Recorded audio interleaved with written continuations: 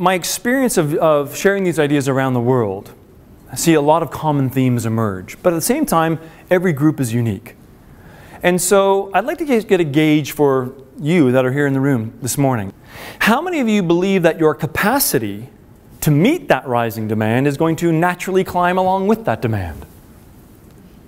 All right, a couple of people, but not very many. What we've come to believe is the reason is that for the most part we take our capacity for granted. We don't really think about it because it's largely because it's always been there.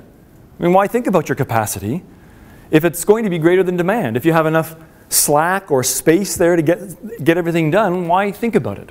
Why not just get on and get work done? But something has significantly changed, dramatically changed in the last handful of years. We're expected in today's modern working world to stay more connected, respond more quickly, juggle more tasks, and just get more done. And the impact of that, looking at culture-wide, society-wide, and globally, is that our workforces have never been more overloaded, overwhelmed, and distracted as they have been. The team at the Energy Project has spent more than 30 years researching, writing about, understanding, what do high performers do? We often look at what we refer to as the top 5%. What do the top 5% do differently, often intuitively? And how can we deconstruct that to look at the parts and to teach people to do that consciously with practice?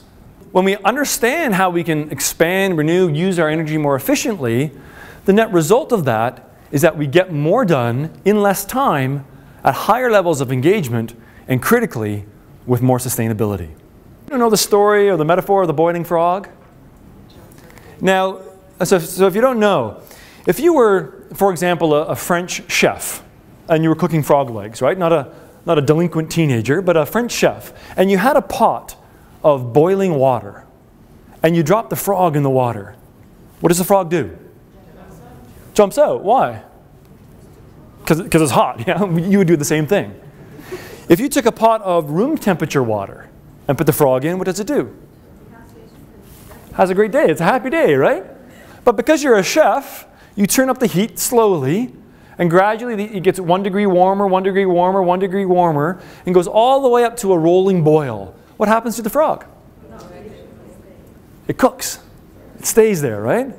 You could argue that the frog didn't really fully appreciate the consequences if it didn't get out of the water. And so my question to you is, in what way have you become the boiling frog?